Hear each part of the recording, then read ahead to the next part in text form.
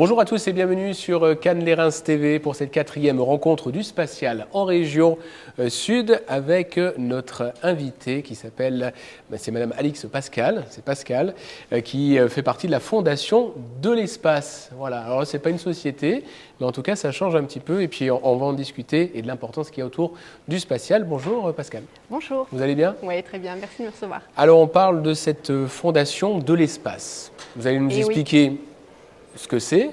Juste avant, si vous pouvez un petit peu vous présenter, qu'on fasse un peu plus connaissance. Très bien, écoutez, moi je suis la directrice générale de la Fondation de l'espace. C'est vraiment une fondation qui est toute nouvelle, puisqu'elle a à peine 3 mois d'existence. On a fait le premier conseil d'administration le 9 septembre dernier. Okay. Voilà, notre président, c'est Thomas Pesquet. Voilà. Donc, on connaît. Voilà, qui on ne sait connaît qu'il pas. va porter haut les couleurs de cette fondation en France et en Europe. Donc on est très content de l'avoir à nos côtés. Et en fait, il s'agit d'une fondation partenariale. Donc c'est vraiment une démarche collective, une démarche un peu coopérative aussi qu'on a souhaité. On est 6 cofondateurs engagés dans cette démarche, en espérant que d'autres, bien sûr, viendront à la suite. On a démarré donc avec le CNES, donc l'Agence spatiale française, et puis aussi 2 acteurs du territoire, puisqu'on a la société Acri-ST et également la communauté d'agglomération Cannes Pays de Reims qui nous a rejoints. Et 3 établissements d'enseignement supérieur. Donc on a l'ISAE Supaéro, on a l'université Claude Bernard Lyon 1 et puis l'université Toulouse Capitole. Alors qu'est-ce qui a motivé cette création, cette fondation? Bah oui. Écoutez, c'est un peu né d'un double constat, puisqu'on dit le spatial, il impacte nos vies au quotidien. Il impacte nos vies dans les communications, dans nos mobilités, dans nos connaissances, notamment sur le changement climatique, par exemple. Mais en fait, au final, le rôle du spatial, il est méconnu. En tant que citoyen, on ne comprend pas forcément que quand on utilise notre téléphone portable tous les jours, il y a plein de données spatiales qui sont utiles et qui impactent nos vies. Le deuxième constat qu'on avait fait au démarrage, c'est que le spatial il fait rêver des générations entières. Mais pour autant, nombreux sont les jeunes qui n'osent pas et qui se disent « non mais ça c'est des sujets qui sont inatteignables ». Enfin, voilà, c'est un rêve où on se dit « c'est pas pour nous ». Donc, il y a vraiment, on souhaite vraiment en fait rendre visible et accessible tout ce que le spatial apporte à la société. Et voilà, on ambitionne de rassembler, de soutenir, d'encourager toutes les initiatives autour du spatial pour mettre le spatial au service du bien commun. Donc ça, c'est important. Et on a une priorité claire aussi, c'est d'inclure davantage de public, de talents, et voilà, autour de cette aventure collective, d'apporter d'autres regards également sur cette aventure spatiale. On parlait de type de service, vous avez évoqué. Quelles sont les obligations que se donne la Fondation? Alors, est-ce qu'il y en a une déjà? Des obligations, je ne sais pas. En tout cas, on a 3 grands axes stratégiques. On souhaite travailler sur le côté vision et narration. Essayer de nourrir un peu les imaginaires sur le spatial, travailler sur peut-être des nouveaux récits. On sait qu'aujourd'hui, on est très imprégné par aussi une vision américaine sur la conquête de l'espace, sur aller aux confins de l'univers, et alors qu'aujourd'hui, 99% des satellites, ils nous regardent, ils nous observent sur les télécommunications, la navigation, les mobilités, l'observation de la Terre. Et tout ça, c'est important de le faire savoir aussi et de comprendre que les récits, générer des récits, c'est aussi générer un impact également plus tard environnemental, social, sociétal pour tout le monde. On va peut-être parler un petit peu de l'avenir. Est-ce qu'il y a une projection dans l'avenir? Est-ce qu'il y a un développement qui va être fait sur le plan international, même si certainement vous allez vous étendre un petit peu à ça, à travers aussi son président?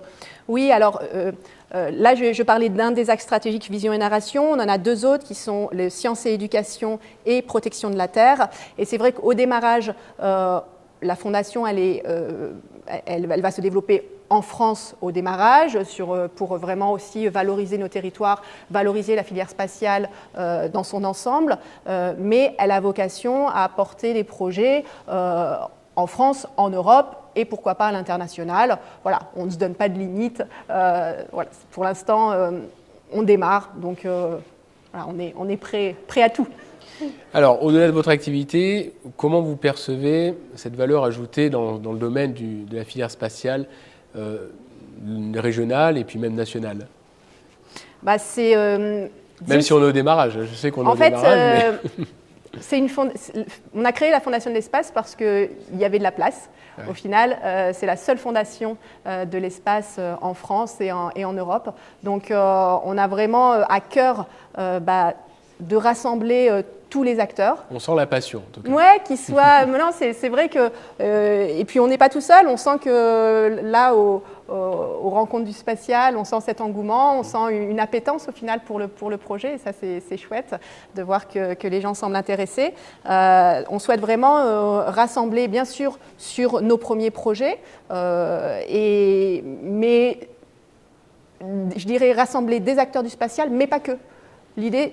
On en a parlé, c'est un impact sur la vie quotidienne de tout le monde. Et donc on souhaite aussi rassembler toutes les entreprises, tous les partenaires, les universités, bref, tous ceux qui souhaitent avoir un impact aussi sur nos vies, sur la protection de la Terre, du vivant.